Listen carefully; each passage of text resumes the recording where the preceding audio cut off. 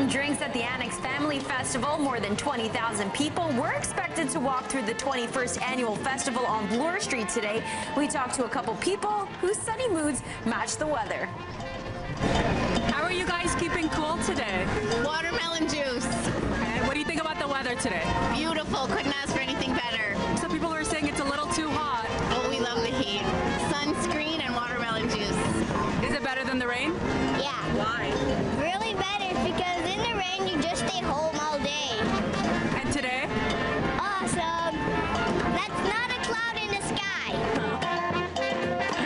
Because of the heat warning, the city has opened 7 cooling stations across town. They're at Metro Hall, East York, and North York Civic Centers, Driftwood Community Center, Etobicoke Civic Center, and the McGregor and Centennial Community Centers. All of them except Metro Hall close at 7.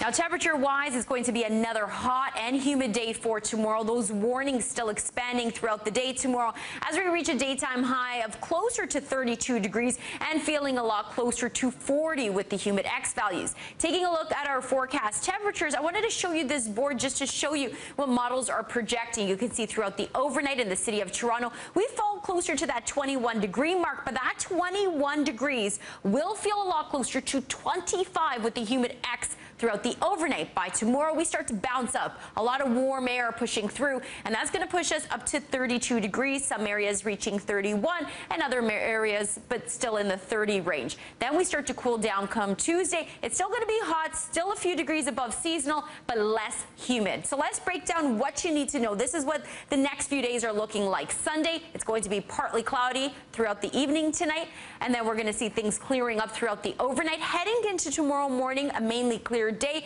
Then throughout the afternoon, clouds building slightly once again, but it's a hot and humid evening and humid day tomorrow as we proceed to that 40-degree mark. Humid X values near that 40 mark for Monday. Things do change on Tuesday. What we are expecting is a bit of a cold front to push through. So temperatures are going to be still warm. They're still going to be hot, but less humid. And there's also a risk for thunderstorms. When are those thunderstorms? Well, on Tuesday, we can see the thunderstorms anywhere throughout the overnight Monday heading into Tuesday, so around 12 a.m. and then continuing on right throughout the 5 p.m. hour. The risk for thunderstorms will be throughout the morning period. Throughout the afternoon, light rain is expected. Not a significant amount of rainfall is expected whatsoever. Then things start to cool down on Wednesday. We're cooling down. We're getting back to the seasonal mark, so it's not going to be humid, and it's going to be temperatures that are going to be in the lower range of the 20-degree mark. So cooling down on Wednesday, and it's going to remain that way just for a few days.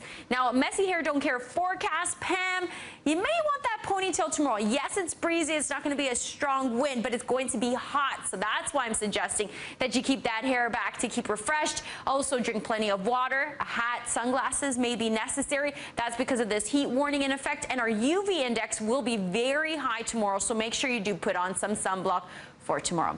Our futurecast showing us clouds rolling in by Monday. By the afternoon period, you could see the slight potential for showers, but overall a pretty dry picture heading into tomorrow. It's really Tuesday that we can start to see those storms push through, and you can see that on the futurecast throughout the morning hours.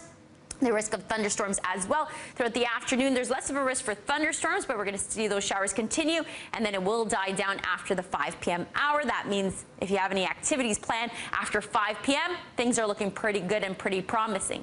Now, tomorrow's forecast, we started off at 22 degrees. We're going to bounce up to that 32-degree mark, but like I said, it's going to feel closer to 40 with the humid X. The average high for this time of year usually hovers around 23 degrees. So we're going to be a few degrees, you could say, above seasonal, that's for sure. 32 degrees on Monday, 27 on Tuesday. We could see more cloud cover, the risk of thunderstorms. The same for Wednesday, but it is going to start to cool down. We get to 21 degrees, and then take a look at that. We bounce right back up again. So Friday, right throughout the weekend, we're expecting temperatures to get back just a few degrees above seasonal. Pam?